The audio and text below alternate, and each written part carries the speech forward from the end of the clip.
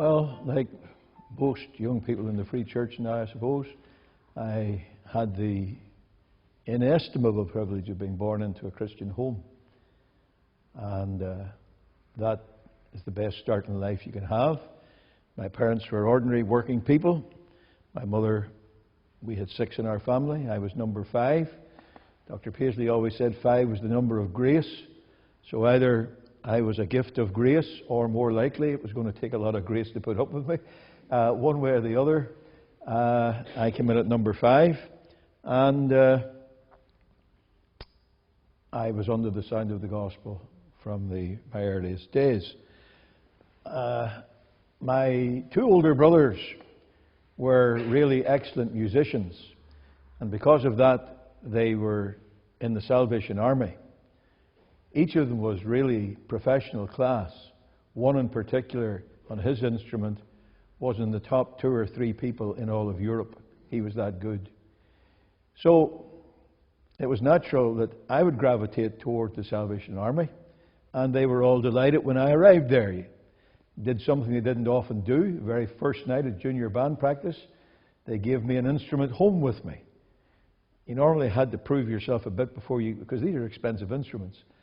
And they could see, here's Cairns Genius number 3. Well, man, did they ever learn that music didn't run in the blood. I did play, well, that's not true. I blew a trombone. There's a big, big difference between playing and blowing. And I blew a trombone.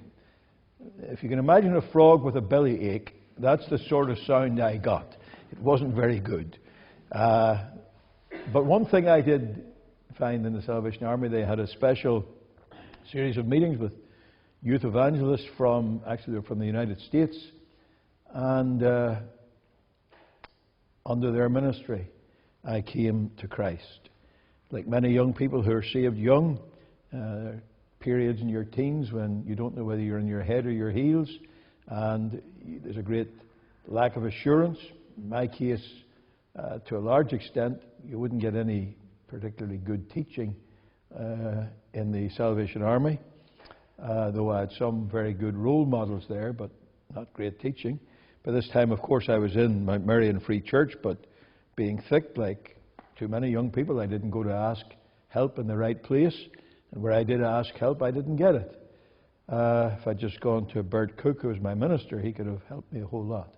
But the Lord had His hand in that, because those years of struggle have been a great help to me in later life, because I have dealt with many, many, many people who have had struggles with assurance, and where other preachers couldn't empathize with them, I could tell them what they were thinking before they told me.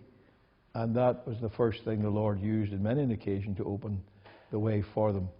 The 1st of February, the very early hours of the 1st of February 1958, I suppose that's before a lot of you were born.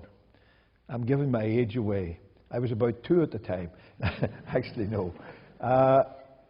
But those early hours in a men's prayer meeting, were struggling greatly, trying to get through to God on this matter. The Lord opened His Word and opened my heart to see the solidity of the promise, and He sealed with assurance the work of grace in my heart. Not long after that, the Lord called me into the ministry. I had never any desire to be a preacher. I always wanted to be a lawyer, actually, but I didn't have the brains, so the Lord kept me out of that.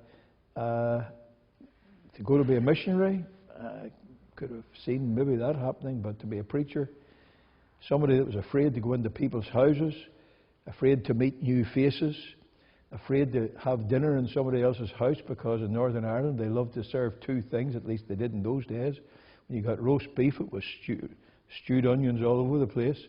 The taste of it would make me sick. And if you got a roast beef sandwich, they slathered a whole bunch of mustard on it, and that's the only other thing that would make me sick. So you can see I wasn't looking forward to being a preacher. But the Lord gave the word and gave a very clear call, and the rest is history. And the church has had to put up with me ever since.